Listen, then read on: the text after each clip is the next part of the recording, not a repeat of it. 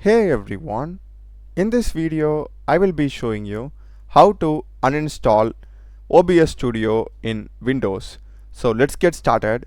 First step is just go to search and search for control panel, open it, and here we'll be having programs and features, and here we are having OBS Studio. Right click and select uninstall or change. And after this you will be getting a notification. Just click on yes, and here make sure that you are checking this settings and scenes, etc.